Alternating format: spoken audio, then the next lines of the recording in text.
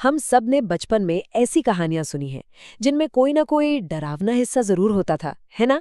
पर क्या उन कहानियों को बच्चों के लिए मजेदार और थोड़ा कम डरावना बनाया जा सकता है? तो चलिए आज इसी पर बात करते हैं कि कैसे डर को मजे में बदला जाए। जरा ये लाइन सुनिए। उसकी चीख सुनकर लोगों के होश उड़ जाते। सोचिए, ये सुनते ही कैसा अजीब सा लगता है।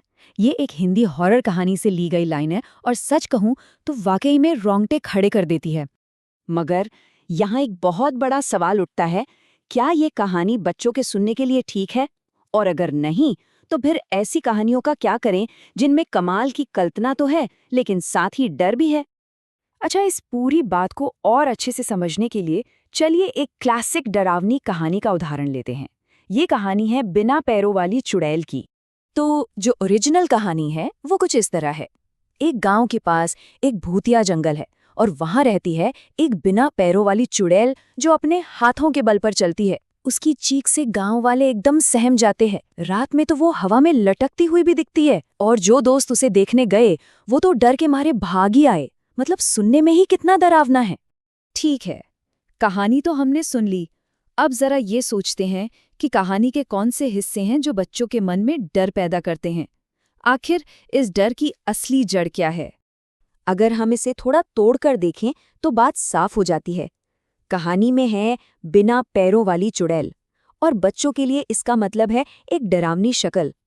फिर आता है भूतिया जंगल जो उनके मन में अकेले रह जाने का डर पैदा करता है, और वो भयानक चीख वो असल में अचानक आने वाली तेज आवाजों का डर है जो किसी को भी चौंका दे।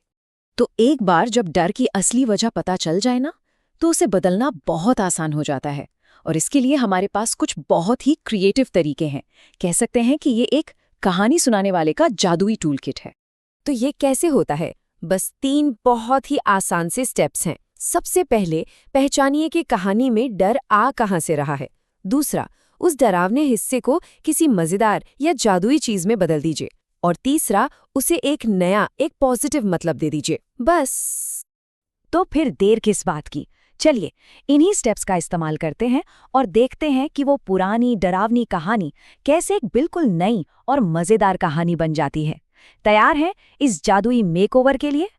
तो हमारी नई कहानी की शुरुआत होती है एक जादुई चमचमाते हुए जंगल से। देखा, वो भूतिया जंगल अब बन गया है एक जादुई जंगल।